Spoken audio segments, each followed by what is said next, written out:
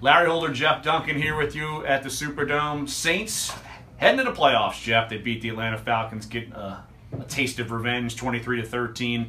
And look, when you look at the game, it probably wasn't that close. They got the touchdown late in the game, but overall, the defense was tremendous today. I mean, they shut down the Falcons with no real problems. Goal line stands.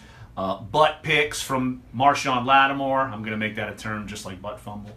And the offense, they were able to get it done, not on third down, but they were able to get the quick strike to convert on the butt pick from Marshon Lattimore, Ted Ginn. And overall, look, you saw some crazy things. It's kind of the way the season's been, and the Saints heading to the playoffs. Didn't you feel like it was almost the exact opposite of the Falcons win 2 weeks ago? I mean, it just seemed like everything went the Saints' way today.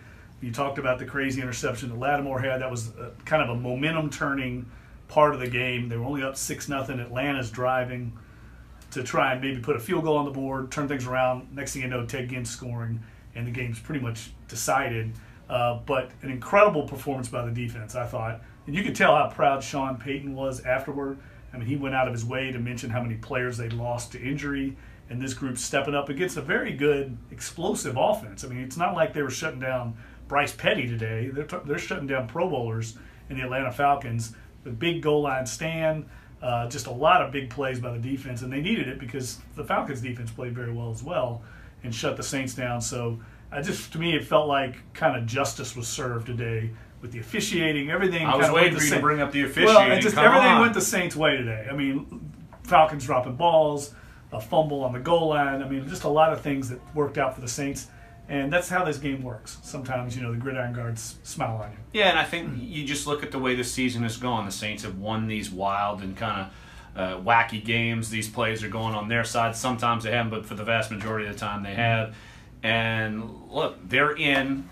They have to win next week to win the division because Carolina wins. And so people were asking, say, Drew Brees and Sean Payton, is that a positive? I think it's an absolute positive. They still have to kind of put the pedal to the metal, right. And there's no time to really have any let-ups here with the Saints. Well, and Tampa Bay's obviously not laying down for anybody. I mean, they almost beat Carolina today. They almost beat the Falcons 2 weeks ago. And, yeah, so it keeps an edge to you. And I think a letdown next week is a very real possibility. The Saints have to maintain that edge because they need to win the division. But right now, it looks like the best they can do is finish as a 3 seed.